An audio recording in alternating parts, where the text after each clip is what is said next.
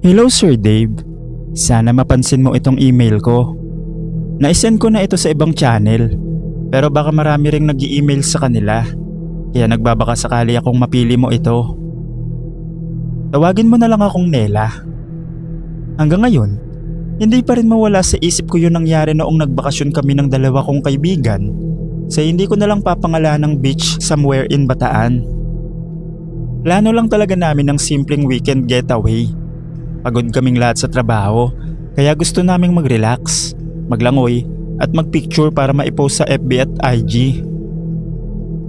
Maganda ang lugar, tahimik, kaunti lang ang tao at halos walang alon. Bandang hapon, nagsimulang mag-ihaw ng pagkain ng dalawa kong kasama. Habang abala sila sa pagluluto, naisip kong pumunta muna sa dagat para mag-video na pang my day sa Facebook. Bit-bit ko ang cellphone ko habang naglalakad papunta sa mababaw na bahagi ng tubig. Abot lang sa tuhod ang dagat. Habang nagre-record ako, nakaharap ang kamera sa papalubog na araw. Ang ganda ng tanawin kaya palakad-lakad ako sa tubig habang nagsasalita sa video. Sobrang payapa ng kapaligiran. Tapos, biglang may isang malakas na alon. Hindi ko alam kung saan nanggaling. Parang may humampas na tubig mula sa ilalim din. Humampas yun sa akin. Nawalan ako ng balanse. Halos matumba ako at nabitawan ko ang cellphone ko. Narinig ko pa ang mahinang lagapak nito sa tubig bago tuluyang lumubog. Agad akong yumuko. Kinapa ko ang ilalim ng dagat. Buhangin lang ang nahahawakan ko. Paulit-ulit akong sumisid sa mababaw na bahagi pero hindi ko makita ang cellphone ko. Nakakainis dahil bagong bili pa yun. May waterproof case naman yon, kaya hindi ko inisip na masisira. Makalipas ang ilang minuto ng paghahanap, napansin kong may isang lalaking nakatayo sa di kalayuan. Payat at maitim siya. Nakasuot ng butas-butas na damit at nakatitig lang sa dagat. Inisip kong isa siyang lokal, kaya nilapitan ko siya. Kuya, baka pwedeng magpatulong. Nahulog kasi yung cellphone ko. Lumingon siya sa akin. Hindi ko mapaliwanag pero may kakaiba sa mukha niya. Hindi naman nakakatakot. Ilang segundo siyang tumingin sa akin bago siya tumango. Sige, tutulungan kita. Yun lang ang sinabi niya. Pagkatapos, dire-diretso siyang naglakad papunta sa dagat. Hindi na siya nagtanong kung saan eksaktong nahulog ang cellphone. Huminto siya sa bahagi kung saan nahulog ang cellphone ko. At pagkatapos ay lumusong. Naghintay ako. 1 hanggang 3 minuto. Hindi pa rin umaahon. Kinabahan na ako. Baka may nangyari. Patuloy akong nakatingin sa bahagi ng dagat kung saan siya lumubog. Pero walang kahit anong gumagalaw doon. Habang tumatagal, lalo akong kinakabahan. Umabot ng halos 10 minuto. Imposibleng hindi siya umahon. Doon ako natakot. Tumakbo ko pabalik sa cottage. Hingal na hingal akong lumapit sa mga kaibigan ko. Kwento ko anong nangyari. Akala nila noong una, nagbibiro ako. Pero nang makita nilang nanginginig ako, sumama agad sila. 3 kaming bumalik sa dalampasigan. Ngunit wala ang lalaki. Parang walang sumisid doon. Dahil sa sobrang pag-aalala, pumunta kami sa mga bantay ng beach. Ikwento ko ang itsura ng lalaki. Nagkatinginan yung mga bantay. Tapos umiling sila. Wala naman pong ganyang tao rito. Akala ko, nagkamali lang sila. Pero pati ibang lokal na nandun, pare-pareho ang sagot.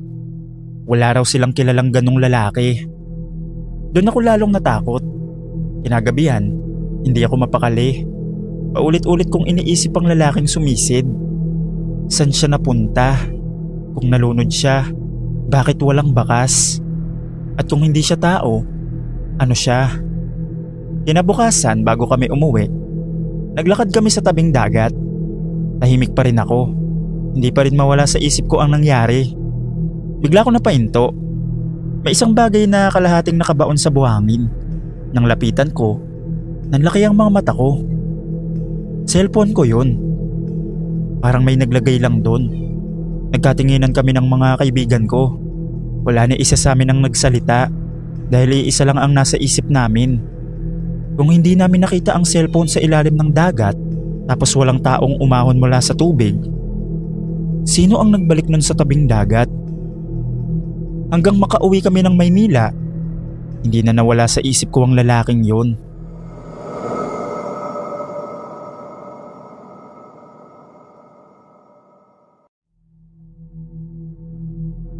Pauwi na ako galing trabaho nung gabing yon. Bandang 11:00 na at pagod na ako dahil nag-overtime ako. Taga-Tarlac pala ako, Sir Dave. Medyo malayo ang inuuwian kong barangay, kaya kailangan ko pang sumakay ng tricycle papunta sa highway bago makasakay ng jeep. Habang naglalakad ako papunta sa terminal, madalang na ang tao sa kalsada at halos lahat ng tindahan sarado na. Paminsan-minsan lang may dumadaang sasakyan. Pagdating ko sa terminal, nagtaka ako dahil wala ni isang pasahero o driver na naghihintay. Tanging iisang tricycle lang ang nakaparada. Nilapitan ko yon. Akala ko walang tao dahil walang ilaw sa loob. Pero nang silipin ko, may nakita kong lalaki, nakayuko at tila natutulog. "Kuya, pasakay po." Hindi siya umimik. Kumatok ako ng bahagya sa tricycle. "Kuya?" Dahan-dahan siyang gumalaw. Unti-unti niyang itinaas ang ulo niya. Hindi ko gaanong maaninag ang muka dahil madilim sa loob, pero nakita ko namang nakatingin siya sa akin. Pagkatapos, tahimik siyang lumipat ng pwesto at pinaandar ang tricycle. Hindi na ako nagsalita. Sumakay na lang ako. Habang bumabiyahe kami, napansin kong kakaiba ang driver. Hindi siya nagsasalita. Minsan kasi, may mga driver na madaldal kahit gabi, pero siya, hindi. Maya-maya, napansin kong parang sobrang putla ng batok niya dahil nasisinaga ng ilaw sa poste. Pero dahil pagod ako, inisip kong baka namamalikmata lang ako. Ilang minuto rin ang lumipas bago kami makarating sa highway kung saan ako mag-aantay ng jeep. Nagpasalamat pa ako, pero hindi siya sumagot. Pagbaba ko, umalis agad yung tricycle. Hindi ko na ito masyadong pinansin. Naglakad-lakad muna ako dahil gusto kong bumili ng sigarilyo. Ilang minuto ako naglakad hanggang may nakita akong maliit na tindahan na bukas pa. Pero may kakaiba. May puting tolda, may lamay, sa mismong tabi ng tindahan.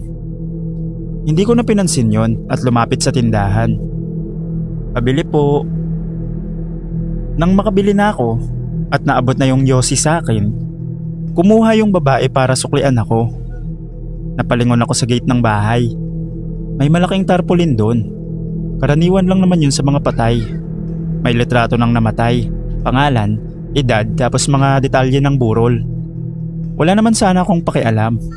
Pero nang mapatingin ako sa mukha ng nasa tarpaulin, tangina Sir Dave, nanlamig yung buong katawan ko. Nanigas ako sa kinatatayuan ko. Hindi ako makapaniwala sa nakita ko. Paulit-ulit kong tinignan ng litrato. Siya yun, yung lalaking tricycle driver na sinakyan ko. At ayon sa nakalagay, 3 araw na siyang patay. Hindi ko alam kung anong gagawin ko. "Kuya, okay ka lang?" Narinig kong tanong ng tindera. Hindi ako sumagot. Pakiramdam ko, nanginginig na ang mga tuhod ko. Pagkatapos ay tumakbo ko pabalik sa highway. Habang tumatakbo ako, pakiramdam ko may nakatingin mula sa likod ko. Pagdating ko sa sakayan ng jeep, hingal na hingal ako. Pinipilit kong intindihin ang nangyari. Baka magkamukha lang, baka pagod lang ako, baka nagkataon lang. Pero kahit anong kumbinsi ko sa sarili ko, hindi mabura sa isip ko ang mukha ng driver at ang mukha sa tarpaulin na parehong pareho. Hanggang ngayon, hindi ko pa rin makalimutan yung gabing yon.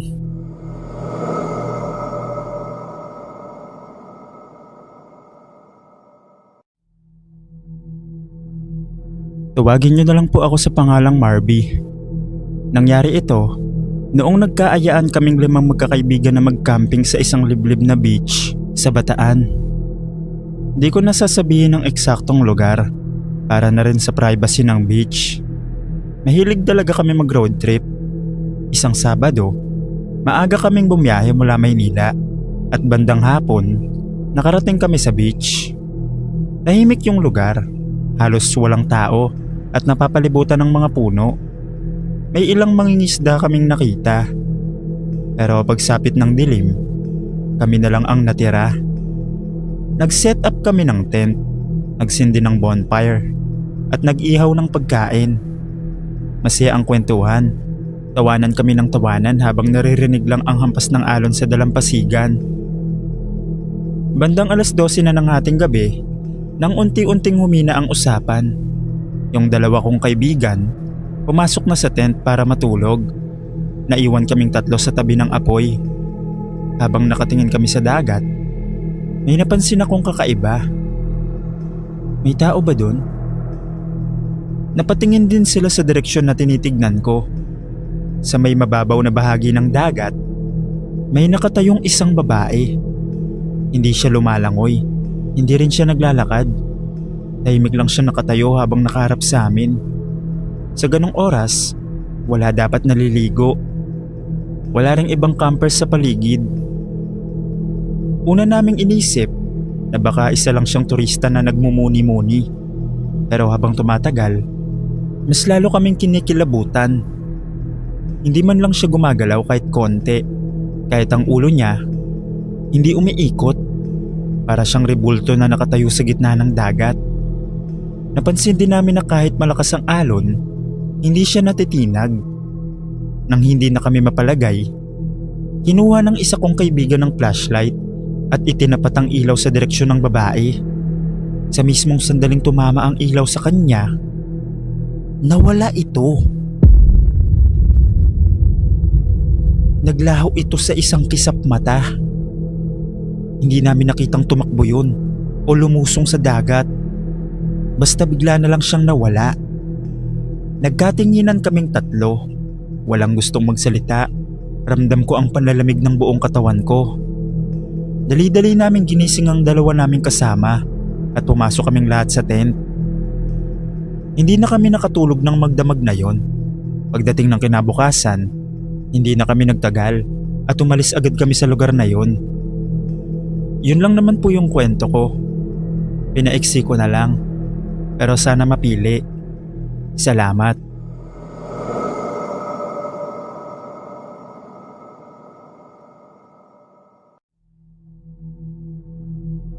Nangyari ito sa isa sa mga bundok sa Bataan. Ako nga pala si Ira at ito ang isa sa pinaka nakakatakot na nangyari sa buhay ko. Mahilig kaming magkakaibigan na mag-hiking, kaya isang weekend, nagpasya kaming akyatin ng isang bundok sa isang liblib na lugar na hindi ko na lang papangalanan. Maaga kaming nagsimula. Maganda ang panahon, malamig ang hangin. Mga 1 oras na kaming naglalakad nang may mapansin akong isang batang lalaki. Nasa gilid lang siya ng daan, nakatayo at nakatingin sa amin. Mga 8 years old siguro yun, nakasuot ng kupas na damit at maitim ang mga paa na para bang dumaan sa putikan. Ngumiti ako sa kanya, pero hindi siya ngumiti pabalik. Nakatingin lang siya sa amin.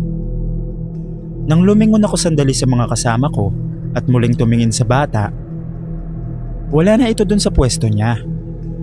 Inisip ko na lang na baka umuwi siya o nagtago sa mga puno. Pero habang nagpapatuloy kami sa pag-akyat, ilang beses pa naming nakita ang parehong bata. Minsan nasa unahan namin, minsan nasa likod, at minsan naman nakatayo lang sa gitna ng trail. Hindi siya nagsasalita at hindi rin namin nakitang tumatakbo o umaalis. Nagsimula ng kabahan ng grupo. Kanina pa yan sabi ng isa kong kasama. Pagdating namin sa campsite sa tuktok, tinanong namin ng caretaker kung may batang nakatira ba sa bundok. Bigla siya natahimik.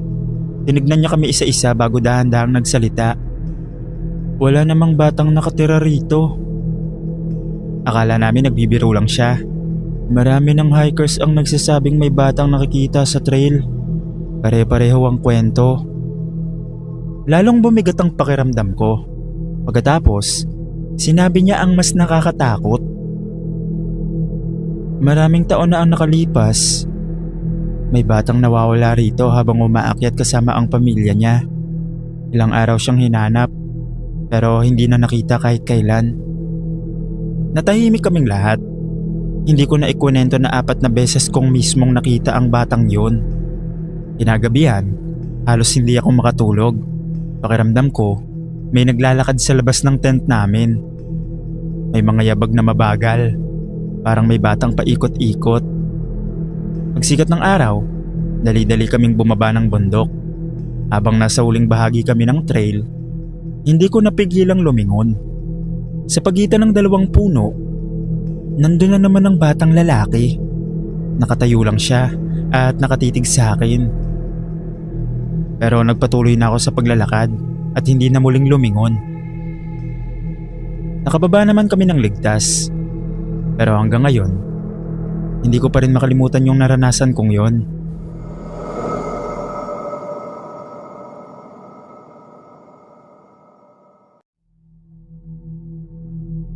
Magandang gabi, Sir Dave.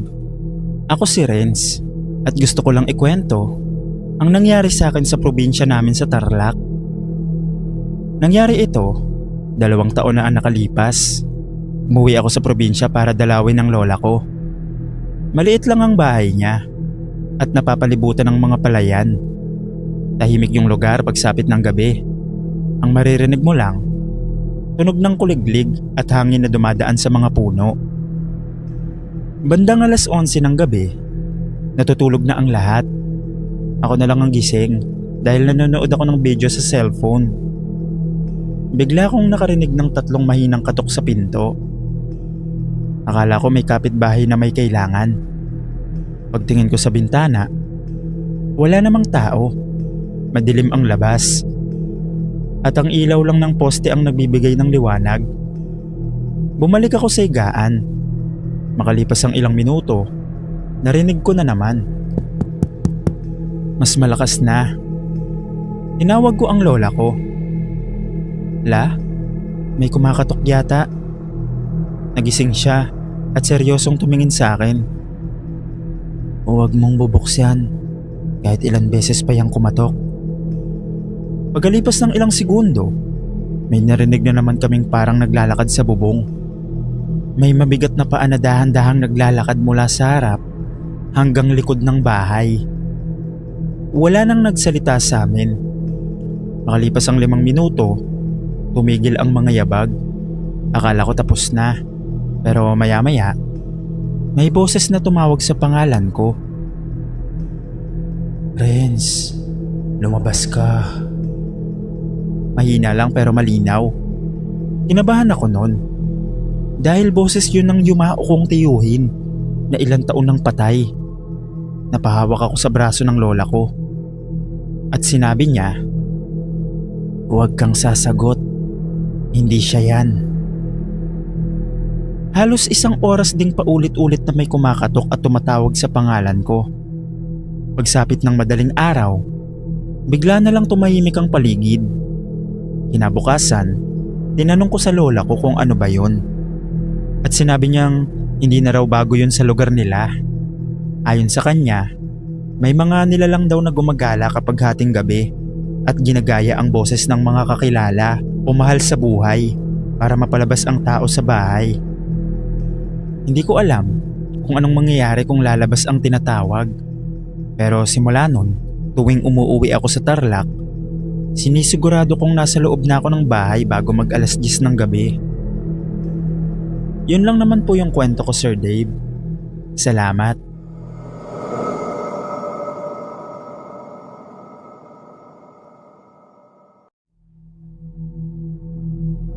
Isa itong channel mo, Sir Dave, sa mga pampalipas ko ng oras, lalo na kapag may ginagawa ako. Kaya naisipan ko din na ibahagi ang kwento ko. Ako nga pala si Arman, 27 na ako, tubong Siquijor.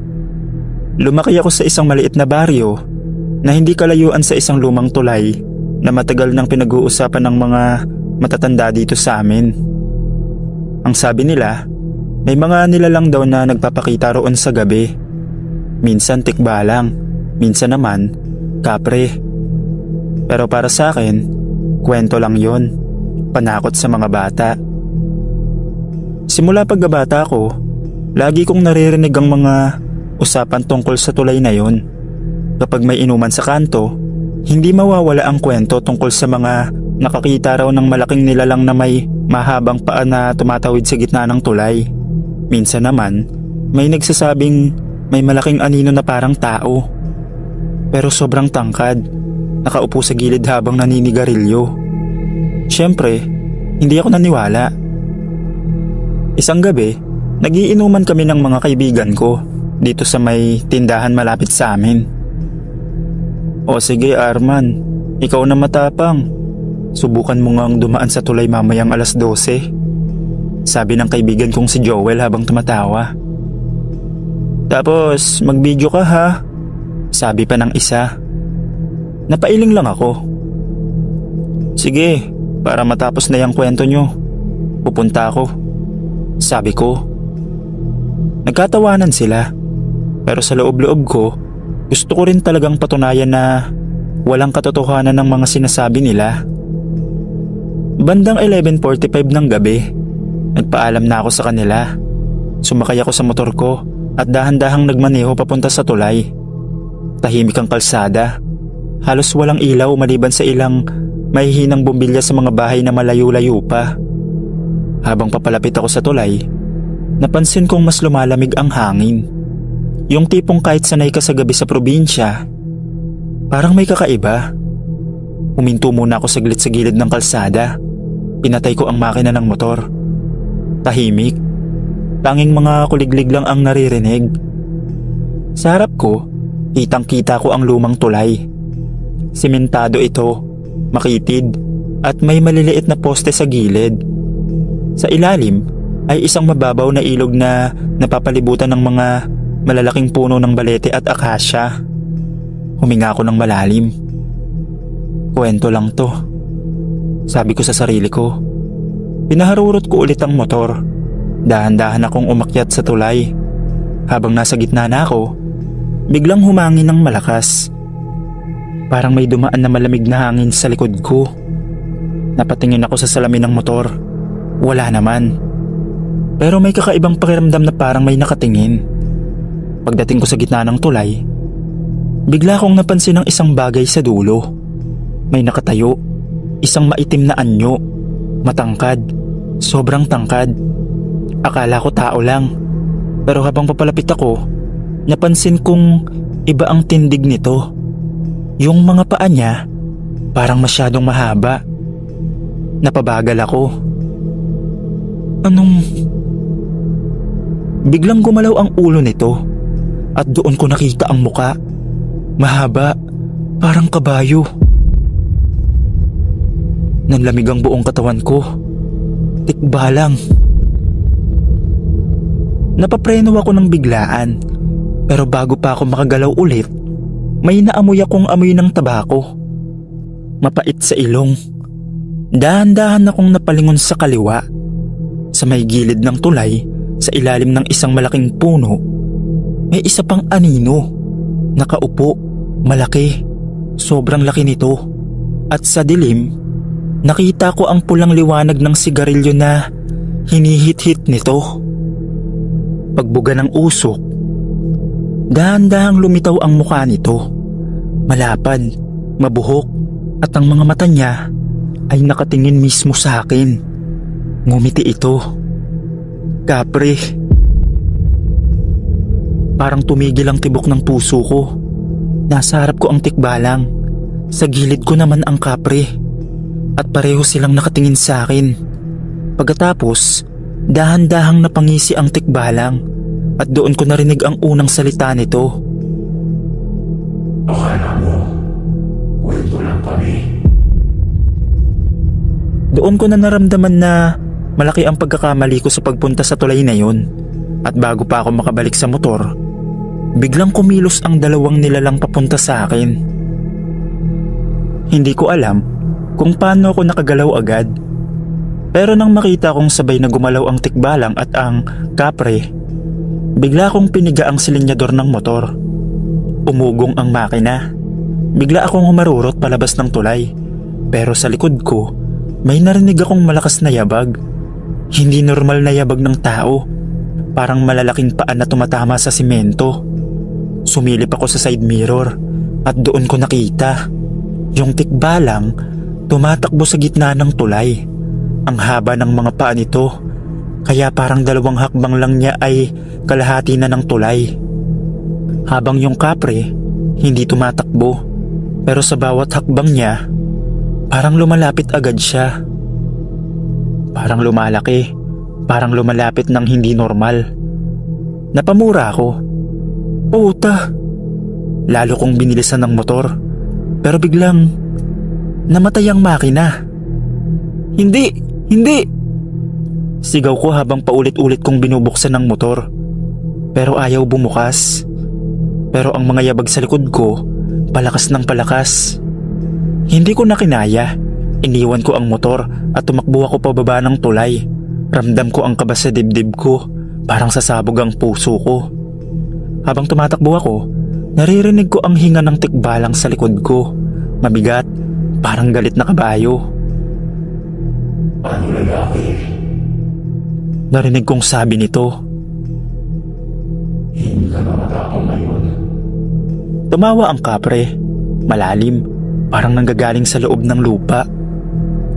Tumakbo ka pa. Lalo kong binilisan ng takbo ko. Sa dulo ng kalsada, tanaw ko na ang mga ilaw ng baryo namin. May hinang bumbilya ng mga bahay, pero para sa akin, parang yun na ang huling tanging pag-asa ko. Habang papalapit ako sa maliwanag na parte ng kalsada, naramdaman kong palapit pa rin sila. Naririnig ko ang paghinga, ang yabag, ang tawa. Halos madapa na ako sa pagtakbo, pero hindi ako tumigil.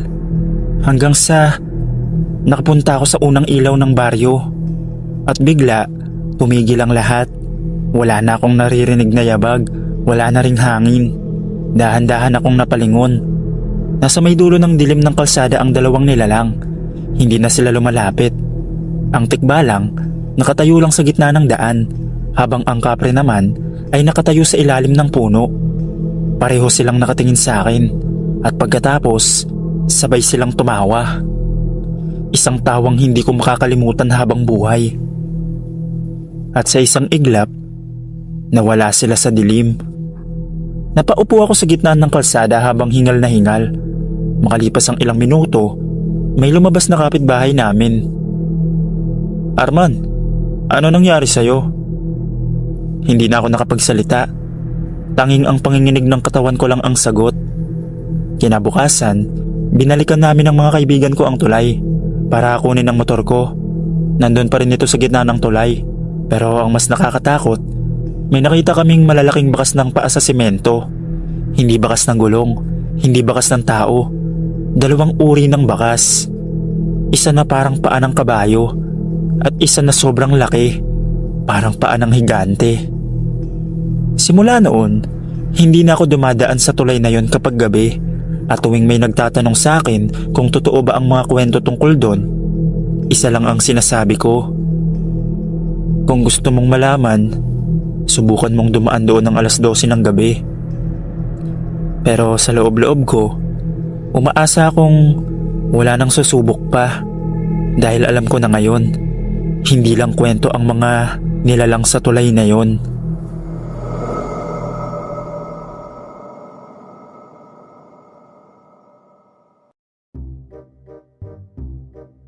At dito naman tayo sa mga nagpapa-shoutout. Galing to dun sa story natin na Bed Space. Shoutout kay Jans Brusola, pati na rin kay Lucas Lee. At shoutout din kay Sheila Mel.